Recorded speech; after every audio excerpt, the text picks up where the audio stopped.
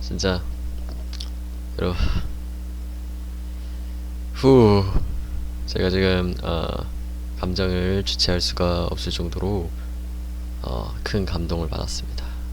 오늘의 일단은 사랑과 거짓말을 봤거든요. 사랑과 거짓말. 이게 제가 보니까 2015년쯤에 이제 일본에 나왔던 작품인 것 같은데, 예, 어, 예, 어렸, 그, 어릴 때 한번 봤던 것 같아요. 몇 년 전에 한번 살짝 봤었던 작품인데, 그때는 제가 좀 어렸는지 작품을 좀 전체적으로 이해를 못했거든요. 예, 그래서 그냥 뭐, 예, 가지고만 있었는데, 제가 이제 고등학생이 되면서 다시 한번 읽어봤습니다. 이제 뭐 방학 이제 거의 끝물이어가지고 이제 뭐 더 놀 거 없나 생각을 하다가 나온 거죠. 일단은 명작입니다. 사랑과 거짓말은 본론부터 얘기하면 명작입니다. 왜 사랑과 거짓말이 명작이냐 라고 하면 이 감정 묘사가 미쳤어요. 지금 작품을 보면서 이렇게까지의 이제 작품 묘사가 된 작품이 있나. 제가 명작이 진짜 손에 꼽습니다. 제가 이제 뭐 애니 경력부터 이제 따지고 들어가면 사실 일본 작품을 본 게 거의 한 경력 한 8, 9년? 한 9년 정도 되는 것 같아요. 굉장히 어렸을 때부터 본 거죠. 지금 1년 뒤면 이제 10년째가 되는데 제가 이 9년 동안 본 거에서 뭐 3년 전까지는 좀 오바고 2년 동안 이제 명작이 하나도 안 나오거든요. 제가 솔직히 개인적으로 봤을 때 이런 식으로 감정 묘사로 명작 파트를 얻는 게 거의 2년 만에 지금 처음 나왔습니다. 물론 작품은 이제 2015년 작품이지만 제가 2023년에 봤기 때문에 뭐 2년 만에 나왔다고 하죠. 대단합니다. 다만 일단 내용 자체가 좀 스포여가지고 다 말할 수는 없는데, 마지막에 그 반전이 이제 사람들 사이에서 좀 호불호가 좀 갈리는 것 같더라고요. 이제 커뮤니티 같은 걸 좀 찾아보니까. 근데 저는 그 반전도 굉장히 의미 있다 보고요. 별로 그렇게 막 뭐라 해야 되지? 심파적이거나 뭐 그런 느낌은 전혀 들지 않았어요. 그 반전 자체도 굉장히 잘 맞물려져 있다. 그리고 무엇보다 이제 이 사랑이라는 거에 대해서 고찰을 할 수 있게끔 하는 이 작품 서스펜스가 좋았어요. 저는 이 전개가 좋았단 말이죠. 예. 그 리리나나 아니면 타카사키나 이제 뭐 주인공도 마찬가지고 그 니사카였나 그 주인공 친구. 예. 각자의 사랑이 이렇게 독보적이게 나오는데, 그 사랑이 서로 이제 안 맞물려지지가 않는 게 아니라 이 중심 내용과 잘 맞물려져 가지고 하나의 내용을 만들어 주니까 굉장히 몰입도 있게 본 것 같습니다. 예. 각각의 이제 사랑에 대한 이제 관점들, 그리고 우리가 어떻게 이걸 생각해 나가야 되는지 이런 거 고찰할 점을 좀 준다고 생각을 합니다. 사랑에 대해서. 이 굉장히 그리고 이 작품의 주제를 사실 관통하는 건데, 여기까지는 스포가 아닐 것 같으니까 말해보겠습니다. 이 작품에서 이제 정부 통치라는 게 오잖아요. 이제 정부에서 결혼할 상대를 주선을 해주는 건데, 이게 그 과학적인 근거를 대고 이제 사람을 주선해 주다 보니까 결혼할 상대를 이게 이혼할 확률도 줄고, 그래서 출산율이 늘고 막 그랬다고 해요. 즉 이제 운명의 상대를 과학적으로 이제 분석을 해가지고 데이터를 바탕으로 해가지고 상대를 주선해 주는 거죠. 결혼할 상대를. 이게 어떻게 보면 되게 강압적이다라고 생각이 들고, 이제 정부 마음대로 결혼을 이제 뭐 주선하고 개인의 결혼할 이제 선택의 자유도 없는 거 아니냐, 연애의 자유도 없는 거 아니냐, 뭐 이렇게 생각이 들 수도 있지만, 저 어떻게 봤을 때는 이제 이 사랑과 거짓말이라는 딱 주제에 어울린다 생각합니다. 이게 어떻게 생각하면 처음 보는 상대랑 이제 인연을 만들어 나가야 되는 거잖아요, 완전히. 제가 뭐 원해서 한 것도 아니고 정부 통지를 받으니까. 그런데도 불구하고 이제 과학적으로 입증된 사실에 이제 사랑이 아니라고 할 수 있냐 하면 또 그건 또 아니거든요. 그렇게 입증된 사랑이, 예, 어떻게 보면 운명의 상대잖아요, 자신의. 그러면 자신의 운명의 상대를 대신 주선해주는 정부의 탓을 할 필요가 있는가, 예, 탓할 수 있는가, 그런 생각도 들고요. 그죠? 근데 만약에 이제 그거를 뿌리치고, 정부 통제를 뿌리치고 자기가 원하는 자유연애를 하겠다 라고 해도, 예, 그 자유연애가 자신의 운명의 상대라고 생각할 수 있는가, 그건 또 애매하거든요. 그쵸? 이 사랑이라는 관점에 대해서. 그쵸? 이제 합니다.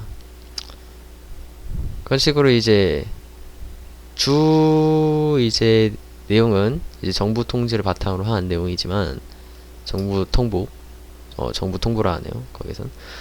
어쨌든 그거를 바탕으로 하지만, 이 각각의 사랑과 이제 거짓말이죠. 거짓말들에 대해서 어떤 사랑이 진실이 된다고 하면 다른 한쪽의 사랑은 거짓말이 되는 거냐, 그렇게 되는 거죠, 또. 그래서 그 중심에 이제 리리나랑 이제 타카사키가 있다고 하는데, 타카사키는 이제 주인공이 예전부터 이제 짝사랑해온 상대였는데, 이제 고백을 하면서 서로의 마음을 확인한 존재고, 이제 리리나 같은 경우엔 발음이 어렵네요. 리리나, 사나다 리리나 같은 경우에는 이제 정부에서 주선을 해준 거죠. 정부에서 이제 과학적인 통계를 바탕으로 해서 가장 주인공이랑 잘 어울리고 상성이 가장 좋은 상대를 만나게 해준 거죠. 운명의 상대를. 그런 점에서 봤을 때 이 둘의 사랑 중에 어느 것이 진실의 사랑인가? 근데 사실 둘 다 진실 아니겠습니까? 그 마음을 숨길 수는 없잖아요. 그쵸? 근데 이게 단순히 이제 하렘물처럼, 제가 하렘물을 보긴 하는데, 많이 보긴 했어요. 이제 9년째 이제 애니나 만화를 보다 보면 그런 작품들 굉장히 많이 만나는데, 뭐 이세기물도 봤고, 뭐 학교 하렘 뭐 이런 것도 있고, 뭐 여러 가지 많습니다. 그게. 근데 그런 것 중에서는 이렇게 세세한 감정 묘사를 사실 작품 특성상 할 수가 없어요. 하렘물에서는 이게 어렵거든요. 왜냐면 어차피 다 사랑하면 되는 거 아니냐 하고 끝낼 수 있는데, 이게 하렘물이 아니다 보니까, 하렘물로 끝을 안 내다 보니까 작가가 이 감정의 세세한 부분까지 다 건드리게 된 것 같아요. 아니면 반대일 수도 있죠. 감정의 세세한 부분을 건드리기 위해서 하렘물을 안 한 걸 수도 있어요. 그래서 뭐 일부 커뮤니티에서는 이제 하렘물로 안 가가지고 아쉽다 이런 얘기도 있는데, 저는 오히려 그건 반대라고 생각하고요. 하렘물 안 간 게 신의 한 수였다. 사랑과 거짓말. 이게 주인공과 이제 주변 인물 간에 겪는 사랑이 굉장히 세심하게 묘사가 되어 있어요. 그래가지고 내가 보다가 와, 진짜 내 자신이 사랑을 하는 것 같았어요, 진짜. 이게 좀, 예, 약간 기분 나쁠 수도 있지만, 기분 나쁘다기보다는 이제 약간 좀, 예, 그래요. 좀 그럴 수도 있지만 제가 진짜 사랑하는 것처럼 느껴졌습니다. 예, 저는 뭐 연애 해본 적도 없고요. 모쏠이긴 한데,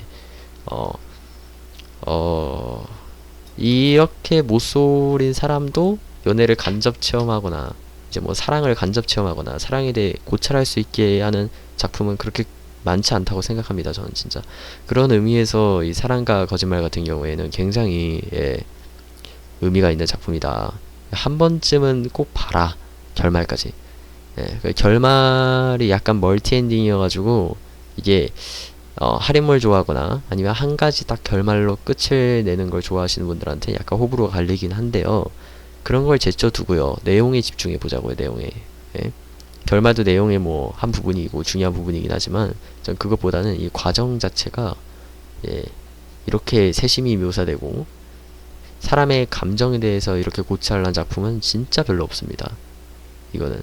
게다가 2015년 작품이면 제가 옛날 거는 또 기간이 지나면 안 보려고 하거든요. 약간 성격이. 예.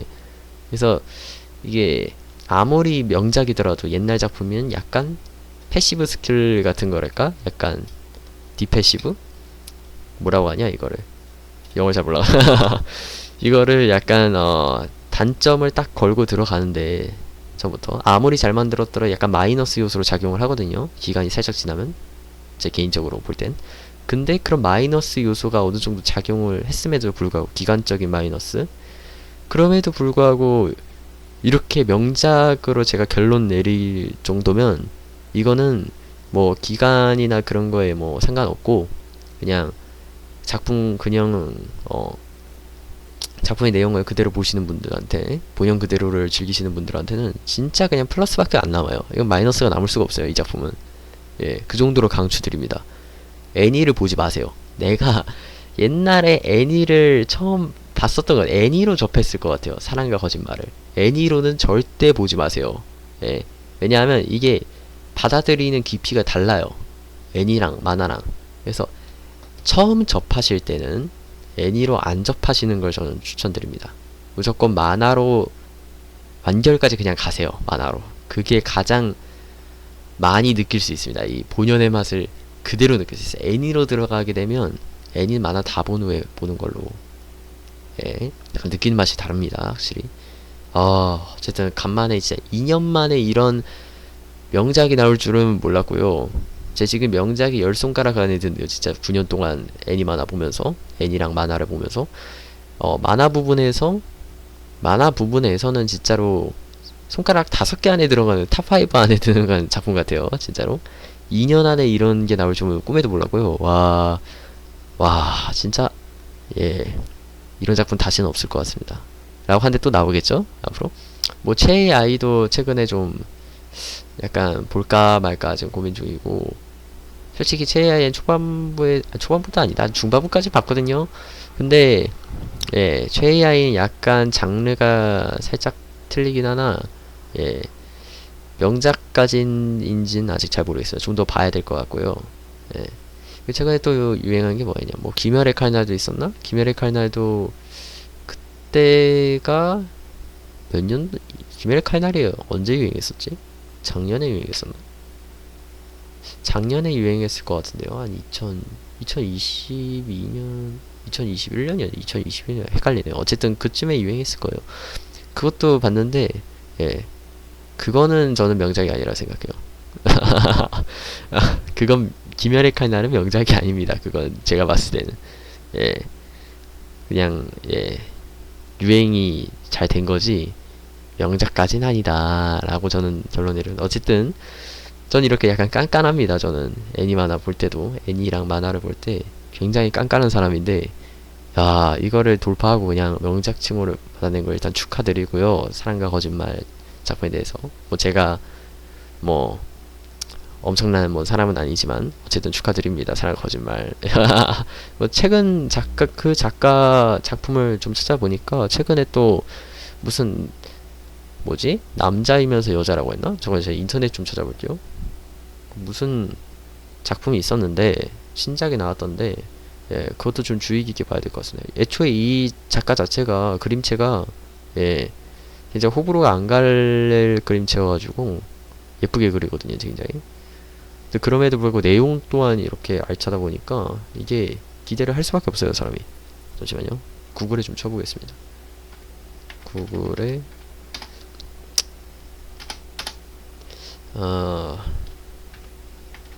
이 뭐였지? 사랑과 거짓말 뭐 나무위키 같은데 치면 이 작가가 나오겠죠? 무사오라는 작가네요. 무사오 작가. 예, 무사오 작가를 쳐보겠습니다. 무사오 작가 신작 치면 나오겠죠? 어, 왜 신작 치니까 안 나오지? 왜 신작 치니까 안 나올까? 나와야 되는데. 모르겠다. 어쨌든, 신작도 있다고 하니까, 무사호 작가 신작 좀, 예, 신작도 보시면 좋을 것 같고요. 일단, 사랑과 거짓말 한번 꼭 보세요, 무조건. 예, 강추드립니다. 그럼, 이만. 사랑과 거짓말은 명작이었다. 예.